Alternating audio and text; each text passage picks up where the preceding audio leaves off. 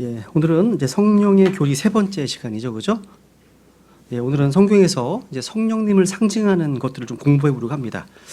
이것도 성령님의 사역 못지않게 성령님을 아는데 굉장히 도움을 주기 때문입니다. 성경에서 이 성령님은 여러 가지 상징이 됩니다.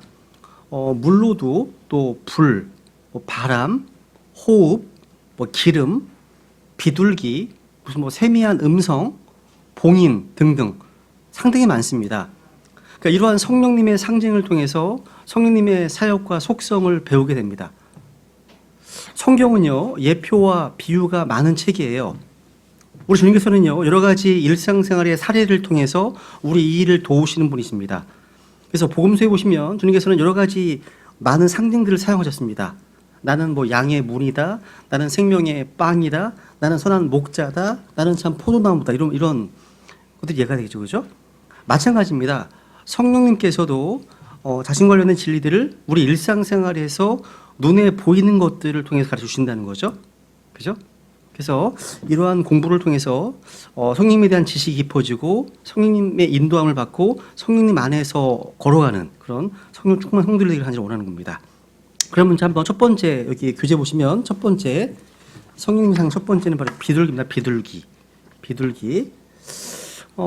그 A.B. 심슨이라는 분이 있습니다. 이분이 쓰신 성령론이라는 책에 보시면 구약 성경이든 이제 신약 성경이든 성령을 나타내는 첫 번째 상징으로 비둘기를 언급합니다. 그러면서 제일 먼저 창세기 1장 2절을 언급합니다. 아까 히브리어를 가지고 얘기를 하는데 거기에 하나님의 영께서 물들의 표면 위에서 움직이고 계시잖아요.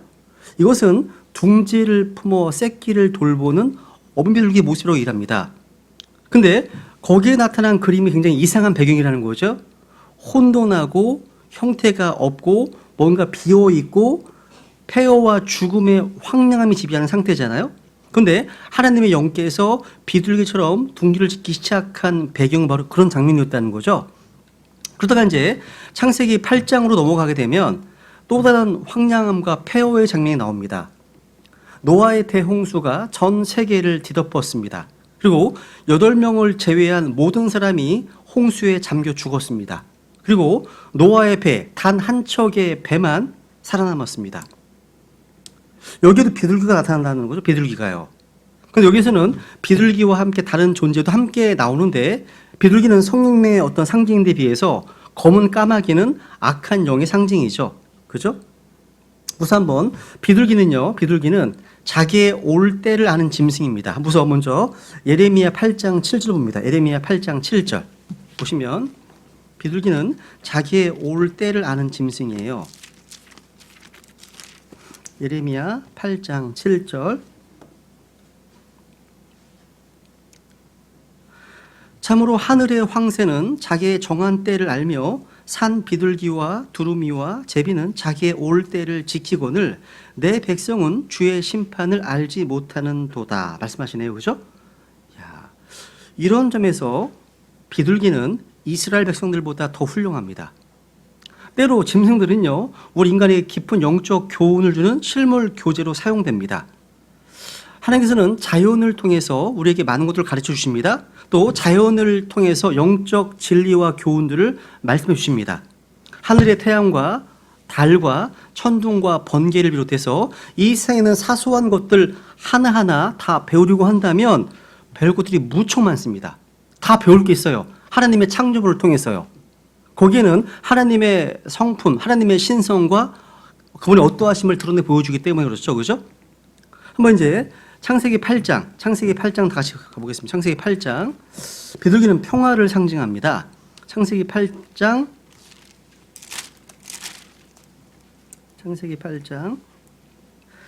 우선 6절부터 보죠. 창세기 8장 6절부터 이제 노아 홍수 이후입니다. 보시면 창세기 8장 6절.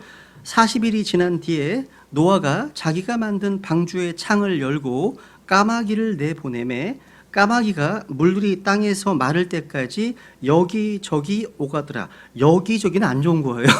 여기가 안 좋은 겁니다. 그죠? 여기저기.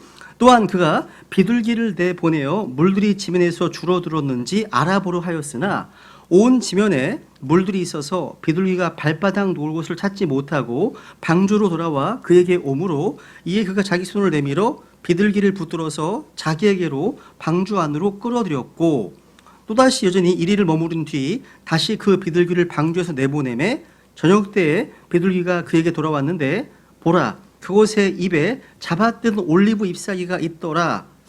어디서 보는 그림 같잖아요. 그죠? 그죠? 이처럼 노아가 물들이 땅에서 줄어든 줄 알았으며 또다시 여전히 이리를 머무른 뒤 비둘기를 내보내매 그것이 다시는 그에게 또 돌아오지 아니하였더라. 비둘기는 노아의 방주 때부터 등장한 유명한 새입니다. 노아는 홍수로 지상이 물로 덮이자 비둘기를 내보내어서 물이 줄어든지를 알아봤습니다.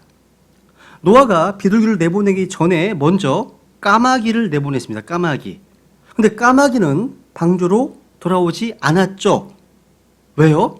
너무 신나거든요.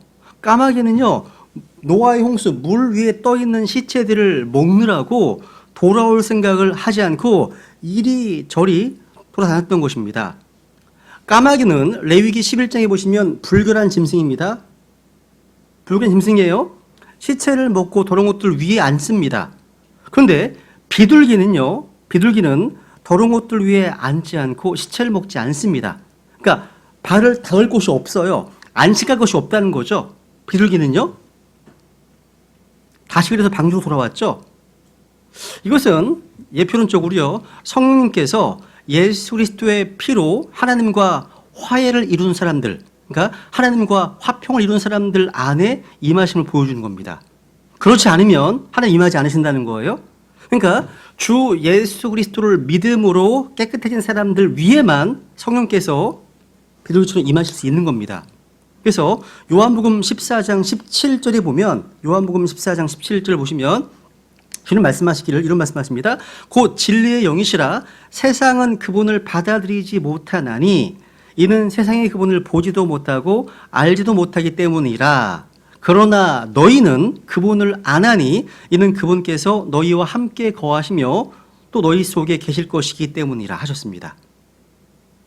여러분 성령님께서 무소부지하신 분이십니다. 그건 하나님이시기 때문에. 그런데 믿지 않는 불신자들 속에 거하시지는 않으십니다. 세상은 그분을 받아들이지도 못하고 알지도 못한다고 말씀하고 있죠. 그래서 바울은 고린도서 2장 14절에 보시면 본성에 속한 사람은 하나님의 영의 것들을 받아들이지 아니하나니 하십니다. 또 알 수도 없다고 말씀하십니다. 이것들은 영적으로 분별하기 때문에. 여러분 노아의 홍수가 끝난 이후에 생각해 보세요. 노아가 언제 비둘기를 내어보는지 생각해 보시라는 거예요. 하나님의 진노와 심판이 세상의 죄악을 종결한 후입니다. 그죠?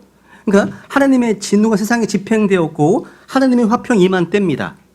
그래서 저녁 때에 비둘기가 돌아온 겁니다. 그리고 입에 잡았던 올리브 잎사귀에 있었죠. 마찬가지예요. 지금 이 시대에 성령님을 언제 내려보내셨습니까? 하나님의 무시무시한 진노와 심판이 우리 주님 위에 임한 후에입니다. 하나님께서 예수 그리스도를 통해서 그분을 화평으로 삼으시고 화해가 이루어진 후에 성령님께서 오실 수 있는 겁니다. 근거가요. 그렇다는 거죠.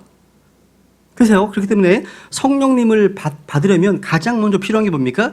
하나님과의 화평입니다. 하나님과의 화해라는 거, 화해.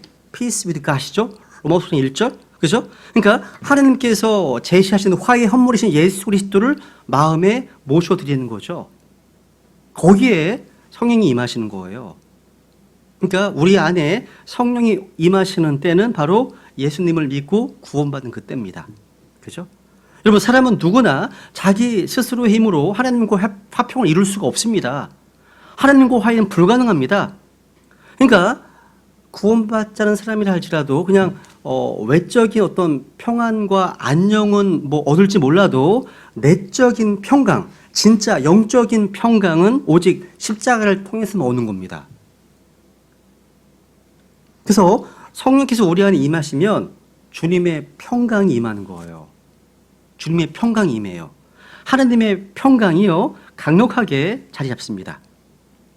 오늘날 뭐 시사 만화가들이 평화를 이제 그리려고 하면 이 킹제임스 성경에 나와 있는 그대로 입에 올리브 가지를 물고 있는 비둘기를 그립니다. 다 성경에서 나온 거예요, 다 이게. 나온 겁니다. 사람들은 평화의 상징으로 비둘기를 사용하지만 의미는 전혀 모르고 있습니다. 그냥 전통적으로, 그냥 뭐 관례적으로, 관습적으로 사용하는 비둘기 그림, 그 로고, 이건 성령님을 의미하는 거예요.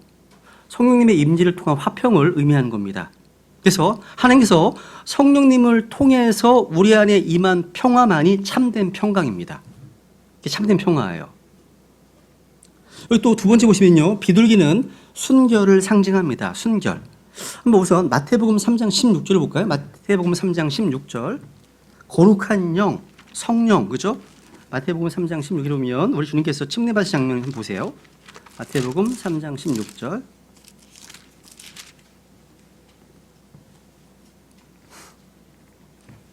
마태복음 3장 16절. 예수님께서 침례를 받으시고 곧바로 물속에서 올라오실 때 보라, 하늘들이 그분께 열렸으며 또 하나님의 영께서 비둘기같이 내려와 자기 위에 내려앉은 것을 그분께서 보시더라. 성령께서 비둘기같이 내려오셨다고 말씀하고 있습니다. 근데 비둘기는 순결의 상징이기도 합니다. 순결의 상징이에요. 그러니까 우리 주님 위에 성령께서 비둘기처럼 임하신 것은요, 주님께서 순결하신 분이시기 때문입니다. 우리 주님은요, 죄와 상관이 없으신 분이시거든요. 그래서 히브리서 4장 15절에 보시면 우리 계신 대제사장을 말씀하시면서 그분은 죄는 없으신 분이라 말씀하십니다. 그러니까 순결이란 뭐예요? 죄가 없는 것을 말합니다. 하나님의 말씀이 순수하고 순결하고처럼 성령님 역시 그러하십니다. 순결하십니다. 그래서 성경에서 성령님을 비둘기처럼 임하게 했다고 기록된 분은 예수 그리스도 한 분밖에 없어요. 비둘기처럼. 이런 주님 한 분만이 순결하시고 죄를 알지도 못하신 분이기 때문에 그렇다는 거죠. 그죠? 누가복음 3장도 보세요. 같은 내용인데요. 조금 다르게 표현되어 있습니다. 누가복음 3장. 누가복음 3장 22절.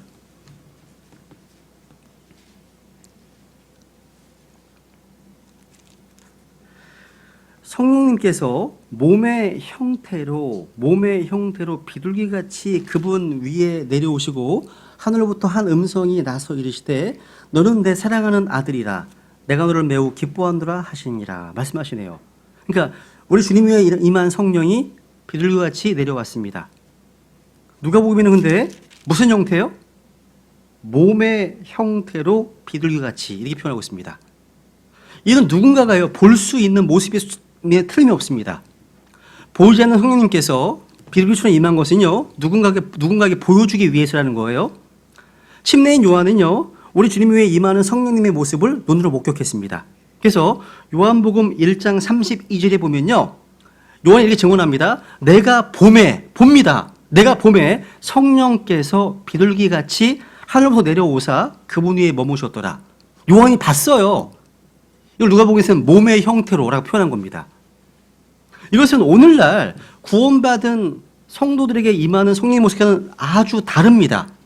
우리는 성령께서 임하시는 모습을 볼 수 없습니다. 심지어 내가 구원받을 때 내 위에 임하는 성령의 모습도 내가 볼 수가 없어요.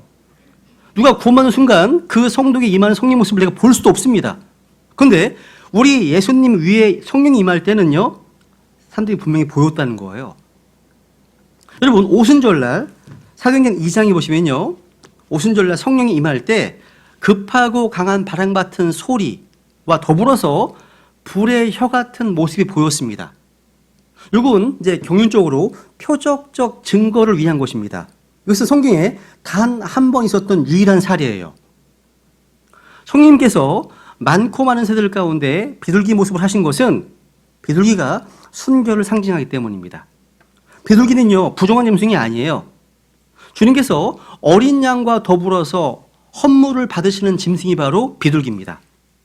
여러분 마리아는요 죄인이었어요. 마리아는요 죄가 없는 존재가 아닙니다. 마리아도 죄인이고 구원자가 필요한 죄인이었습니다. 그래서 마리아가 예수님을 낳고 난 다음에 뭐를 했습니까? 비둘기로 주님께 헌물을 드렸습니다. 왜?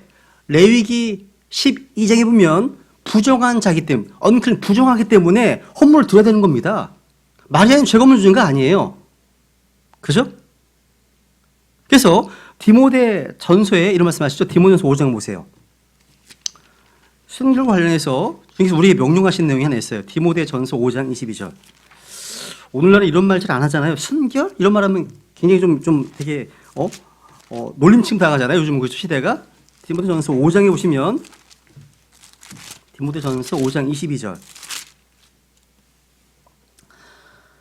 아무에게나 선뜻 안수하지 말고 다른 사람들의 죄들에 참여하지 말며, 그 다음, 내 자신을 순결하게 지키라.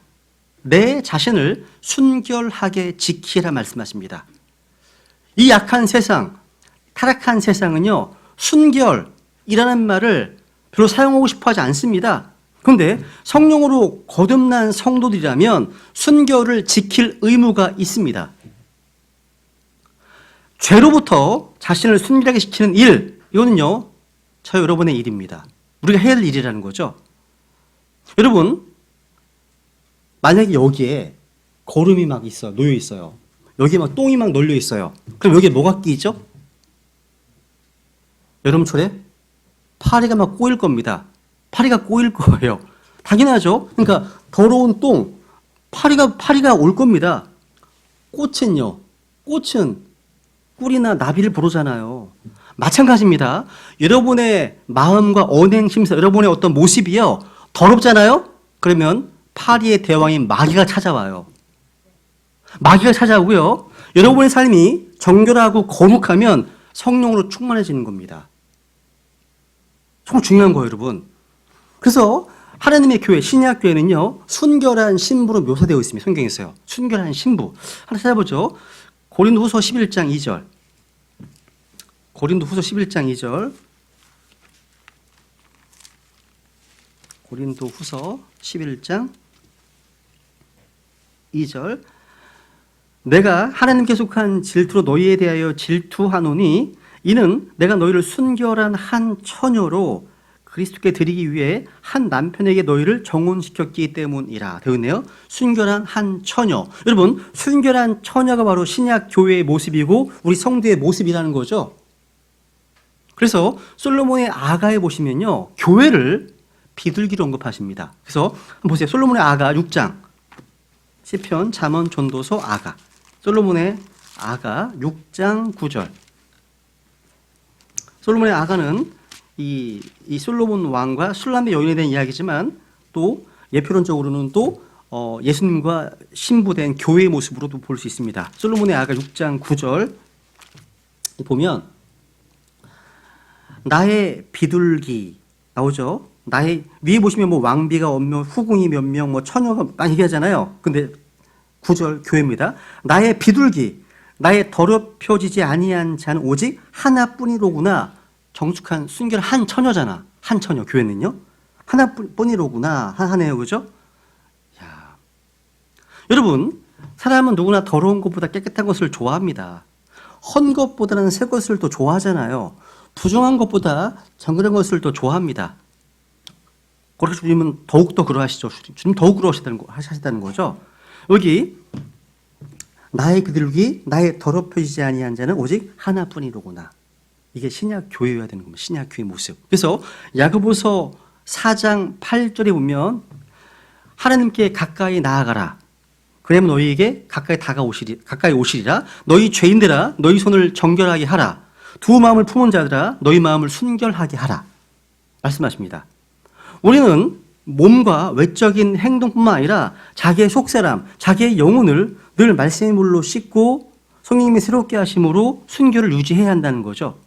그래서 요한 1서 3장 3절에 보시면 그분 안에서 이 소망을 가진 자마다 그분께 순결하신 것 같이 자기를 순결하게 하느니라 말씀하고 있습니다.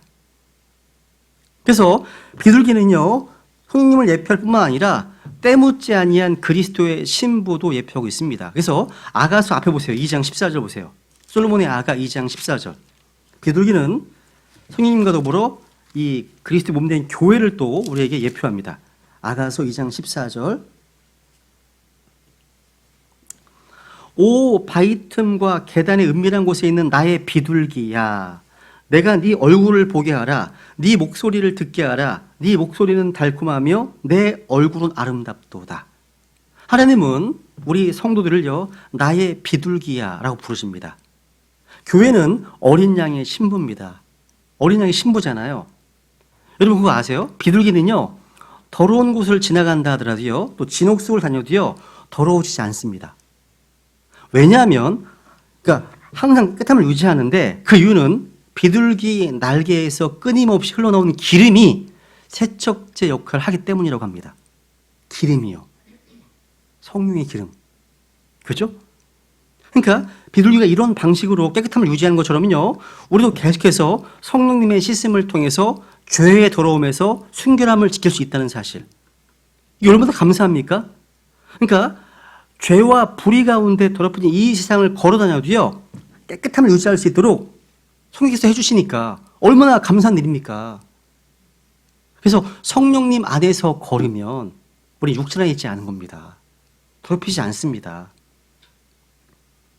비둘기는 순결을 상징합니다. 그래서 여기 보시면요, 여기 비둘기 아래 보시면 비둘기는요, 해를 끼치지 않는 유일한 동물입니다. 아주 유순한 동물이에요. 여기 유일이 아니라 유순입니다. 순. 이를 지우시고 순으로 바꾸세요.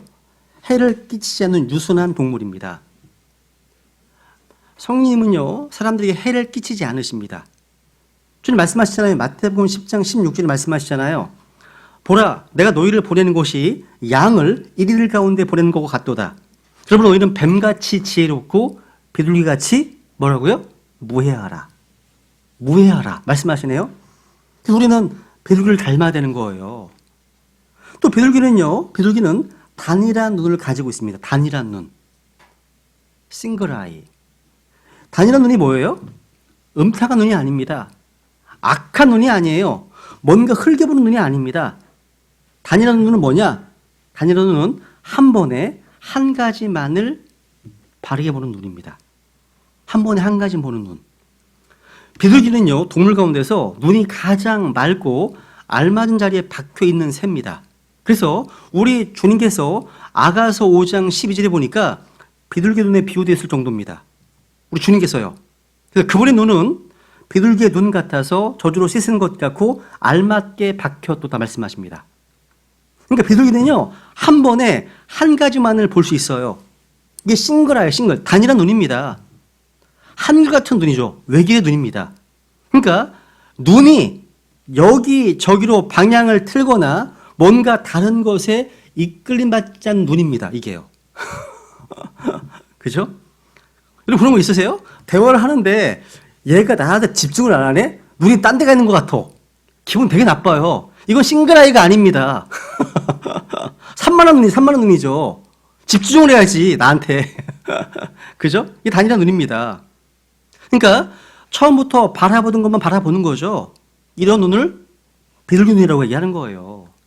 그러니까 우리 주님의 눈이 비둘기 눈이신 것처럼 성도들 역시 비둘기의 눈이 되어야 되는 겁니다. 그래서 아가서 1장 앞에 보세요. 1장 15절. 1장 15절. 1장 15절. 내 사랑아, 보라, 네가 어여쁘구나. 보라, 네가 어여쁘며 무슨 눈을 가졌다고요? 음탕한 눈입니까? 음흉이 가득한 눈입니까? 아닙니다. 비둘기 눈을 가졌구나. 비둘기 눈. 주님께서는요, 자신을 바라보는 그 눈을 사랑하십니다. 사랑하세요. 그래서 우리가 주님을 향해 눈을 들기만 해도 주님은 굉장히 기뻐하십니다. 왜냐하면 아가서 6장, 벌써 6장 비슷한 게 나와요. 6장 5절. 아가서 6장 5절 보시면 내 눈이 나를 사로잡았으니 내게서 그 눈을 돌려다오. 네 머리털은 길라에서부터 모습을 드러낸 염소떼 같고, 이게죠. 내 눈이 나를 사로잡았다. 이게 하시네요. 야, 우리가요, 주님을 바라보고 주의 말씀 성경을 바라보시면 주님 굉장히 기뻐하신다는 거예요. 그죠? 주님을 사로잡는 겁니다. 그게요. 그래서 여러분, 하나님 말씀을 읽잖아요. 그러면 이 말씀은요, 시편 19편 8절에 보면 주의 법은요, 우리 눈을 밝게 하는 안약입니다. 안약이래, 안약. 주님께서는 우리 눈을 밝혀주시는 분이십니다. 그러니까 우리가 온 몸을요, 빛으로 채우는지 어둠으로 가득한지 전체로 눈에 달려 있어요. 눈에. 여러분, 눈이 약하잖아요. 눈이 약하면 주님이 하시는 일, 주님의 말씀도 뭔가 불만스럽게 보여요. 어긋나 보입니다. 부당해 보이는 거죠. 야, 그래서 마태복음 20장 15절 말씀하시잖아요. 내가 내 것을 가지고 내 뜻대로 하는 것이 법에 어긋나느냐? 내가 선함으로 네 눈이 악하냐? 네 눈이 악하냐? 그러니까 이런 자들의 눈은요, 비둘기 눈이 아니라 악한 자의 눈이라는 거죠. 악한 자의 눈. 오늘날 이 시대는요, 비주얼 문화가 지배하는 시대라고 할 수 있습니다. 비주얼 문화. 그러니까 사람의 눈을 끌기 위해서 총력을 다합니다. 뭐 선거철만 그런 게 아니죠, 그죠? 30초짜리 광고를 통해서요, 사람의 눈을 끕니다. 선정적인 표나 사진이나 그림을 통해서 우리 눈을 사로잡으려고 하잖아요. 그런 시대입니다, 지금요. 신문이나 인터넷이나 어디를 보더라도요, 지금은 읽는 신문의 시대가 아니라 보는 신문의 시대입니다. 보는 시대, 보는 신문. 사전도요, 읽는 사전이 아닌 보는 사전입니다. 보는 사전. 영화, 뭐 뮤지컬, 연극, 이건 약과예요. 인터넷은 더욱 그렇잖아요. 그죠? 성경에 보면 뭐 음탕한 눈, 뭐 교만한 눈, 뭐 악한 눈, 거만한 눈, 이게 많이 나오는 거예요. 그래서요. 악한 자들의 눈이죠, 이게. 그죠? 그래서 우리는 매일매일 우리의 눈을 체크해 봐야 돼요. 눈을 점검하고 단일한 눈을 가져야 된다는 겁니다. 그죠? 그래서 다윗의 기도처럼 주께서 내 눈을 여사 주의 법에서 나온 놀라운 것들을 내가 보게 하소서, 이런 기도를 해야 되는 겁니다. 비둘기는 성령님이 깊은 것들을 볼 수 있게 해주거든요. 그리고 이제 세 번째 보시면요, 비둘기는요, 슬퍼하실 수 있습니다. 슬퍼하실 수 있습니다. 이사야서 38장에 보시면요, 비둘기의 애곡이 나옵니다. 애곡이 나와요.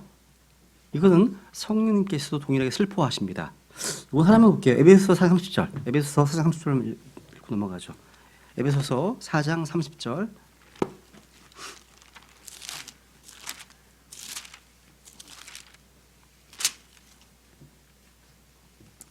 에베소서 4장 30절. 하나님의 거룩한 영을 슬프게 하지 말라. 그분으로 말미암아 너희가 구속의 날까지 봉인되었느니라. 되었네요. 하나님의 거룩한 영을 슬프게 하지 말라. 슬프게 하지 말라. 슬퍼할 수 있는 거죠. 그죠? 두 번째로 이제 물. 성경에서 성령님에 대한 상징으로 물만큼 자주 사용된 것은 없습니다. 이 물은요, 생명을 낳고 생명을 유지시켜 줍니다. 한번 우리 이사야서 44장 3절을 봅니다. 이사야서 44장 3절.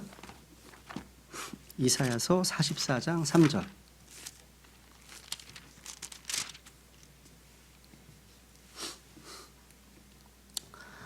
내가 목마른 자에게 물을 부어주며 마른 땅에 큰 물들을 부어주고 내 영을 내 씨에게 내 복을 내 후손에게 부어주리니. 되었네요. 물을 부어준다. 그리고 그것을 또 뒤에는 내 영을 부어준다 말씀하시네요. 여러분, 물은 생명을 낳습니다. 물이 없다면 생명은 없습니다. 사람은요, 음식을 먹지 않고는 30일, 40일 정도는 견딜 수 있지만 물이 없다면 3일, 4일밖에 견디지 못합니다. 우리의 몸은요, 3분의 2 이상이 물로 되어 있습니다. 그죠? 지구의 4분의 3은 물이 덮고 있잖아요. 창세기 1장 20절에 보시면 하나님께서 창조 때 첫 살아있는 생명체가 물에서 생이 나오도록 명령하셨습니다. 물에서입니다. 라이프하고 물이 같이 나옵니다. 처음 나오는 거예요. 여러분, 물에 잠기면 생명이 잉태됩니다. 여러분, 물의 근원이 바로 생명이신 주님이시기 때문인 겁니다. 한번 우리 시편 75편 볼까요? 시편 78편. 시편 78편. 시편 78편 15, 16절. 시편 78편 15, 16절. 광야에서 반석을 쪼개시고 광대에게 깊은 곳에 나온 물을 그들에게 주어 마시게 하시며 또 그 반석에서 시내들을 내사 물들이 강같이 흐르게 하셨으나. 여기 반석은 바로 예수 그리스도이십니다.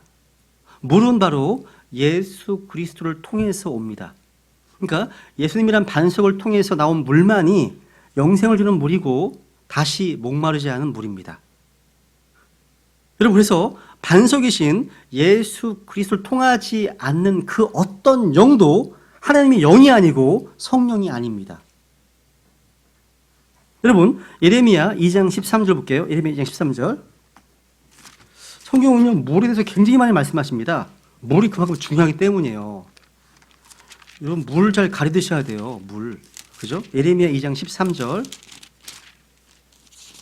예레미야 2장 13절.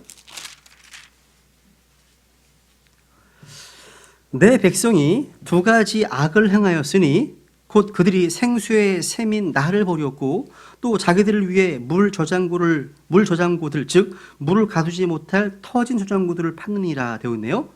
생수의 샘인 나를 버렸다 말씀하시네요. 저는 물을 가려서 먹으려고 해요.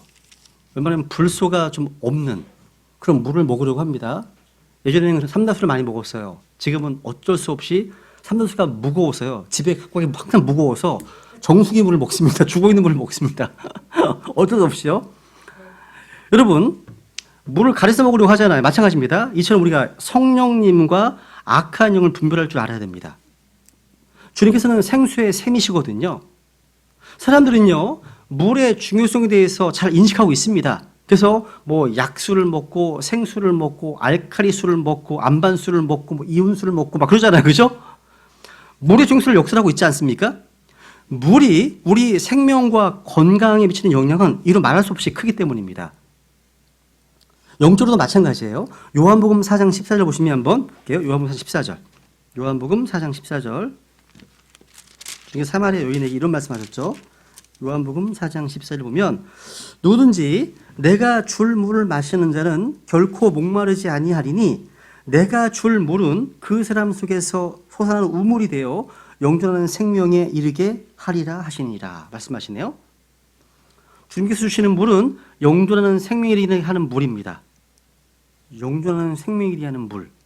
이런 물이 지상에 존재합니까? 신화나 전설 아니면 영화? 우리 아이들이 많이 좋아했던 영화 중에 포비든 킹덤이라는 영화가 있어요. 포비든 킹덤. 성수, 어떤 잔에 성수를 먹으면 죽지 않습니다. 뭐 그런 게 있어요. 성경에서 나온 겁니다. 그러니까 뭔가 물을 한 방에 떠서 먹으면 영혼이 늙지 않고 죽지 않고 힘이 솟는 그런 생명체가 존재할까요? 이 땅에는 그런 물이 없습니다. 그거는 성령님을 일컫습니다. 주님이 주시겠다는 이 물은 어떤 물입니까? 즉 영존하는 생명이 이르게 하는 물이란 믿는 자에게 주시는 성령입니다. 여러분 다 마신 겁니다. 다. 그 물을 마신 거예요. 그러니까 물을 길러 온 여인에게 주신 우물은 결코 작은 우물이 아닙니다. 크고 넘치는 우물이고요. 강들 이루는 그런 물입니다. 주님께서는요, 믿는 자에게 누구든지 값없이 생명수를 주시겠다고 하셨습니다. 그러니까 이 생명수는요, 제한이 없어요.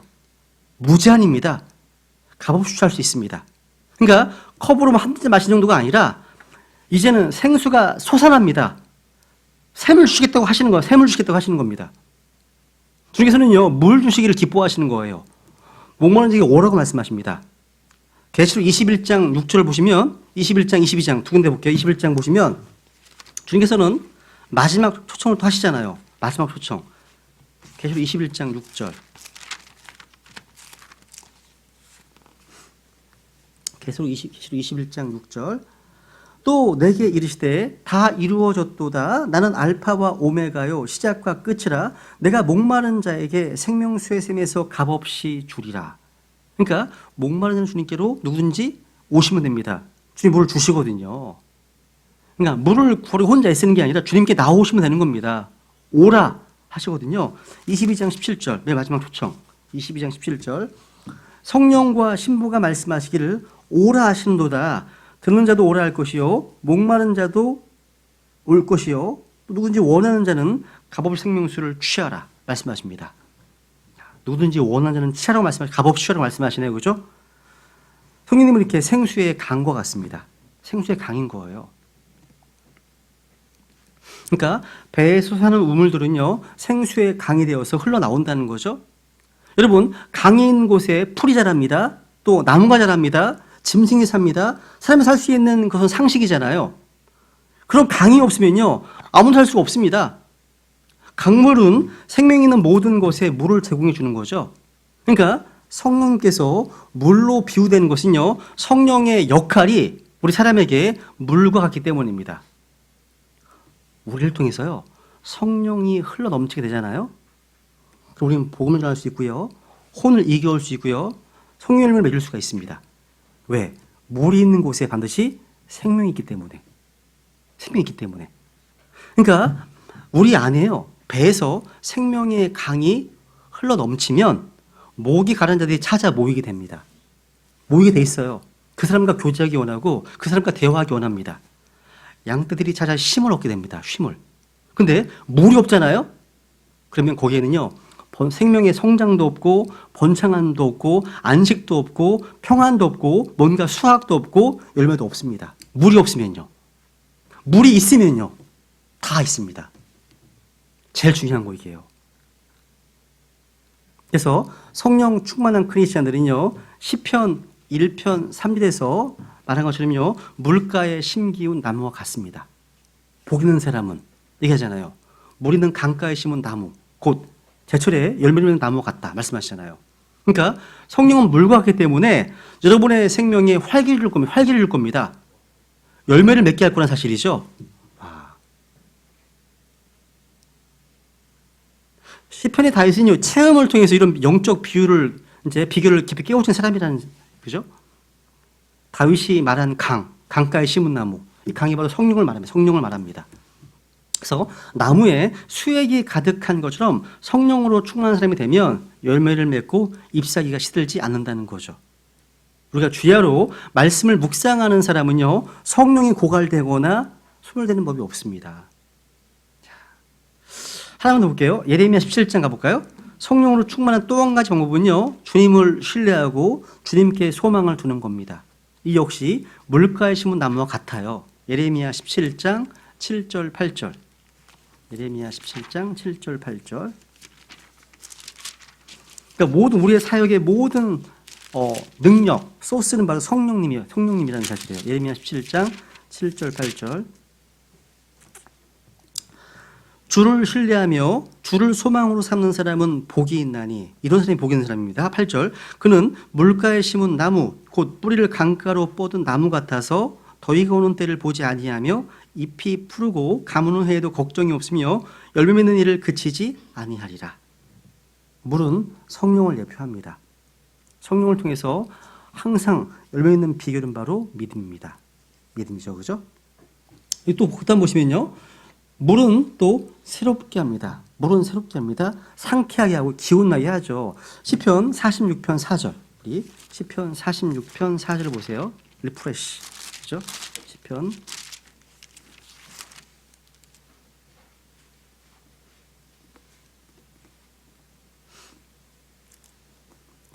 46편 4절에 보면 한 강이 있는데 그 강의 시내들이 하나님의 도시, 곧 지극히 높으신 이의 장막들이 있는 거룩한 처소를 즐겁게 하리로다.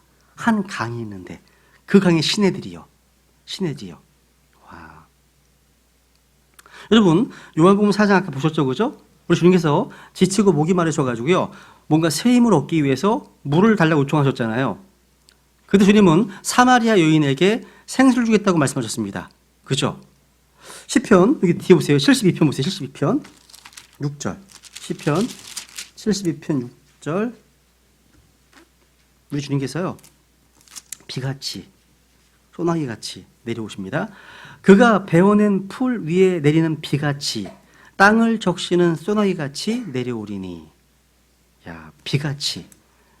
비는요, 풍성하게 하고 새롭게 합니다. 여기 앞에 68편 9절. 시편 68편 9절 보세요. 오 하나님이여, 주께서 흡족한 비를 보내사 주의 상속 백성이 피곤할 때 그것으로 상속 백성을 굳건하게 하셨고, 되어 있네요. 와, 비는 뭔가 풍성하게 하고 새롭게 하고 굳건하게 합니다. 비가요. 여러분, 비의 부족은 곧 성령의 부족을 상징합니다. 다른 말로 비의 부족은 성령께서 역사하시지 않는 것을 상징하는 겁니다. 이 말은 어떤 나라가 하나님께 등을 돌릴 때 쉽게 가뭄이 닥칠 것이라는 말입니다. 가뭄. 하나님께서 이 땅에서 자신의 긍휼을 거두어가 버리시면 비를 주지 않으십니다. 이걸 가지고 뭐 저기압 지역이니 뭐 한랭 전성이니 뭐 고기압 지역이니 뭐 증발 응추 이런 말로 시간 낭비할 필요 없습니다. 이 땅에 대한 심판은 비를 내리지 않는 겁니다. 하나님께서 비를 내리지 않으시면 아무것도 거둘 것이 없습니다. 주님께서요, 이 지상으로부터요, 비를 3년 반 동안 단절시킨다면 사람들은 대부분 굶주리게 될 것입니다. 그러니까 성령의 예표인 비를 거둬 부르시는 거죠. 어떻게 보면. 그래서 여러분 호세아서 보시면 우리의 영적 도덕적 상태와 경제적인 풍요는 비례관계입니다. 같이 연관해 나온다는 거죠. 그런데 이 물은 또 공짜예요, 공짜. 이사야서 55장에 보시면요, 55장 1절, 아까 계시록 22장 마찬가지입니다. 값없이 생명치 말씀하시잖아요. 값없이 생명 취하를 말씀하십니다. 이 물은 공짜입니다. 이사야서 55장 1절.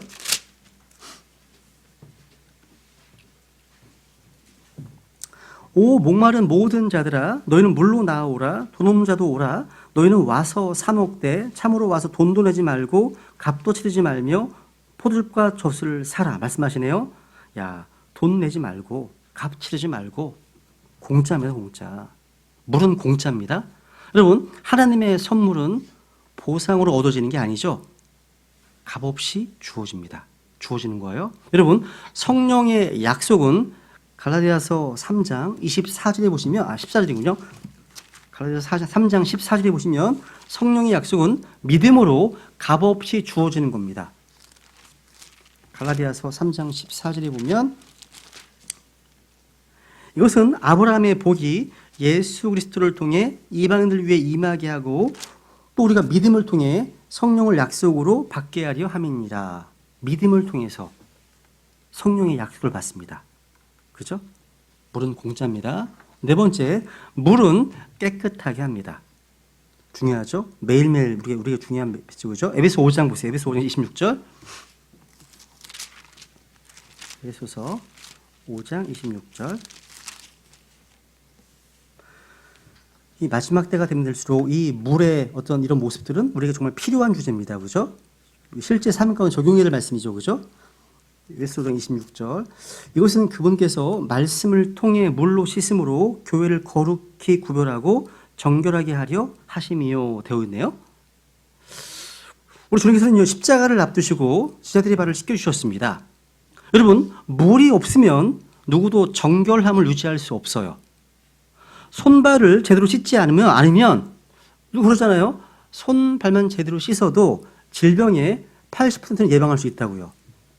의학적으로 하는 말입니다. 여러분 물을 씻어 정결케 하는 일은요 목욕을 한 후에도 필요한 거잖아요. 요한복음 13장 말씀하시죠. 목욕했다 하더라도 손발 씻는 건 계속 진행돼야 한다는 말씀하시잖아요. 그죠? 우리가 우리 모습이 추하다고 더럽다고 절망할 필요 없습니다. 물이 있기 때문에. 물이 있으면 되는 겁니다. 물로 씻음 받으면 됩니다. 물로요. 성경께서 모든 더러운 곳을 씻어내십니다. 성경은 여기 보시면 제가 적어놨죠. 죄를 씻어내는 세 가지 액체가 나와요. 뭐냐면 하나는 예수 그리스도의 피, 또 하나 말씀의 물, 또 하나가 성령의 물입니다. 비누는요 몸의 때를 씻지만 주님께서는요 우리 안에 있는 죄의 더러움을 씻어내 주십니다.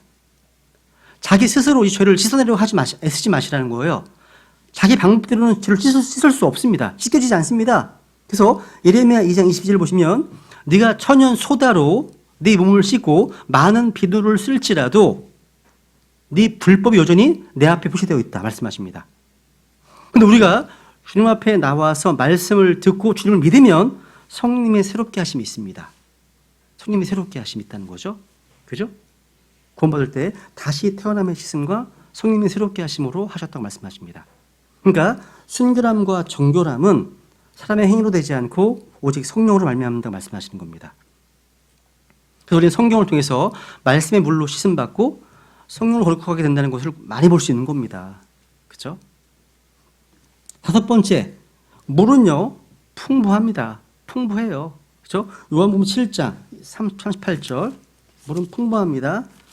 요한복음 7장 38절. 여기 물까지만 하고 첫 번째 강의 쉬겠습니다. 요한복음 7장 38절 39절. 37절부터 마지막 날 곧 명절의 그 큰 날에 예수님께서 서서 외쳐 이르시되 누구든지 목마르거든 내게로 와서 마시라. 나를 믿는 자는 성경 기록이 말한 것같이 그의 배에서 생수의 강들이 흘러나오리라 하시니라. 그러나 이것은 그분께서 자기를 믿는 자들이 받을 성령을 가리켜 말씀하신 것이더라. 예수님께서 아직 영광을 받지 아니하셨으므로 아직 성령님께 주어지지 아니하였더라. 말씀하시네요. 그의 배에서 생수의 강들이 흘러나오리라. 와, 그러니까 물만 있는 게 아니라 생수의 강을 보게 됩니다. 생수의 강 아주 풍부합니다. 풍요롭습니다. 헤아릴 수 없는 풍요로움이 있는 거예요. 여러분, 모든 물이 마시는 물은 아닙니다. 그죠? 많은 물이 소금물입니다. 그러니까 물로서의 성령님은요, 두 가지 기능을 수행하십니다. 소금물의 모습으로 성령님은 깨끗하게 하시고 불순물을 제거하시기도 하시고, 맑은 물의 유용으로 성령님은 우리에게 기운나게 하시는 분, 힘이 나게 하시는 분으로 또 계시는 겁니다. 두 분 다 있는 거예요. 그리고 이제 여섯 번째 보시면요, 물은 유연합니다. 물은 유연합니다.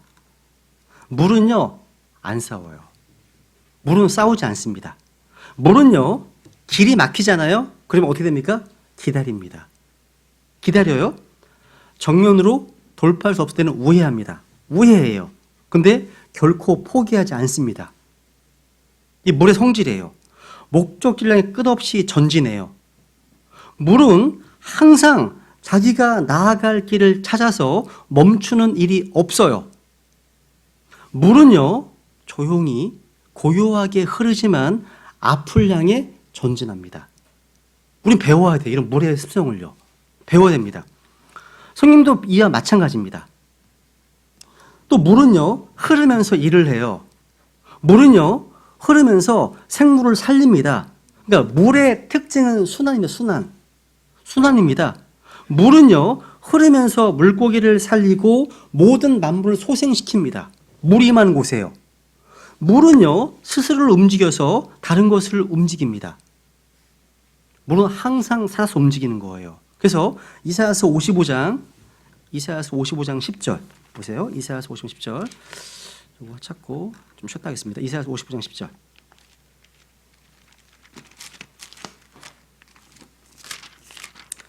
이사야서 55장 10절. 비와 눈이 하늘에서 내려와 거기로 되돌아가지 아니하고 땅을 적셔서 땅이 열매를 맺게 하고 싹을 내게 하여 씨 뿌린 자에게 씨를 주고 먹는 자에게 빵을 주게 하는 것 같이 내 입에서 나가는 내 말도 그러하여 그것이 헛되이 내게로 되돌아오지 아니하고 내가 기뻐하는 것을 이루며 내가 그 말을 보내 이루게 하려는 일에서 형통하리니. 이게 하죠, 그죠? 이 얼마나 놀라운 말씀입니까? 비와 눈은 물입니다. 물이에요, 물. 주님께서 이 땅에 물을 주시는 겁니다. 하늘에 있던 비와 눈이 땅으로 내려옵니다. 성령께서는 하늘에서 내려오셔서 땅으로 스며드셨습니다. 열매를 맺잖아요. 그죠? 너무나 자연스러운 겁니다. 그죠? 그래서 오늘 잠깐 첫 번째 시간 여기까지 하고요. 잠깐 쉬었다가 10분 쉬었다가 이제 C번부터 하겠습니다. 기름부터.